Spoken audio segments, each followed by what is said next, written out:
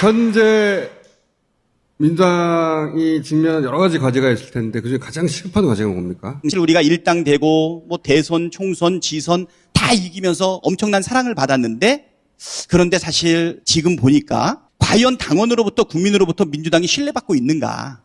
특히 여의도에 있는 우리 국회의원들은 당원들이 좀 이상해. 국회의원들의 생각과 달라.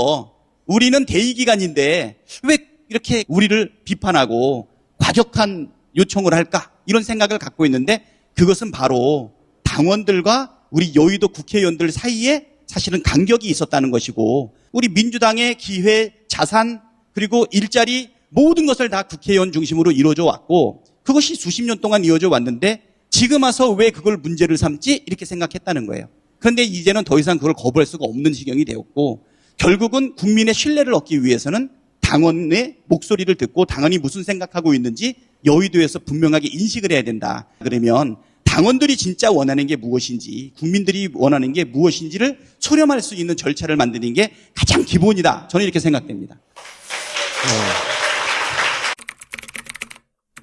그 대목에 대해서 여론조사 곳에서 그 대목에 대해 조사한 게 있어요.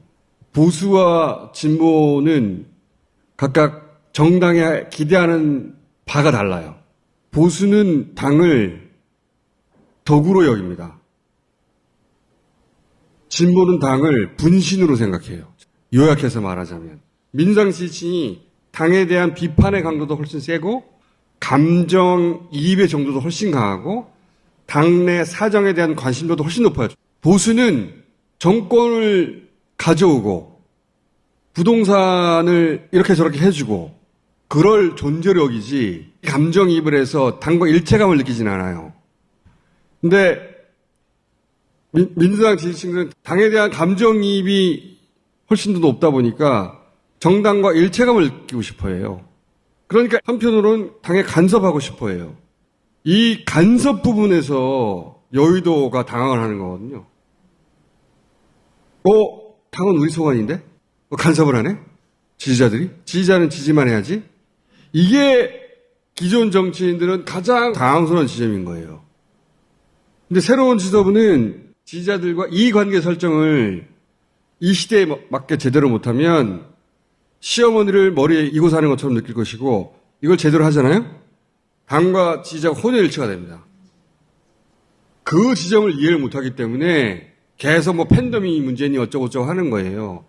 그런 요구가 폭발하는 시대예요, 이제. 그걸 어떻게 활용하느냐의 문제지. 왜 당에 간섭하고 그래? 팬덤인데. 이해를 못하니까. 내 권한을 침해한다고 생각하는 거거든. 근데 지지자가 없으면 자기들이 없지. 응? 표 어디서 구할 거야? 응? 근데 같은 얘기를 좀 품격 있게 하시네요. 아니, 저하고 같은 얘기죠? 그렇죠. 여론조사 꼭 구독하세요.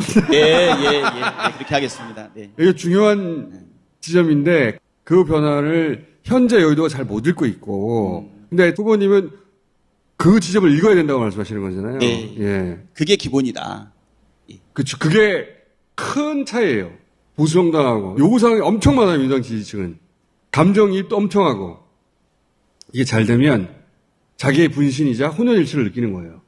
안 되면 사사건건 비판하게 되는 거예요. 이 과정에서 잘못된 정보도 있고 오해도 있을 수 있잖아요.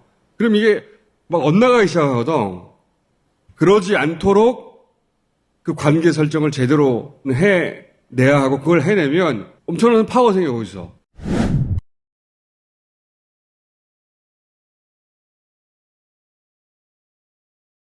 민주당은 그거 입법하기 전에 국회의장이나 똑바로 뽑으라 그래.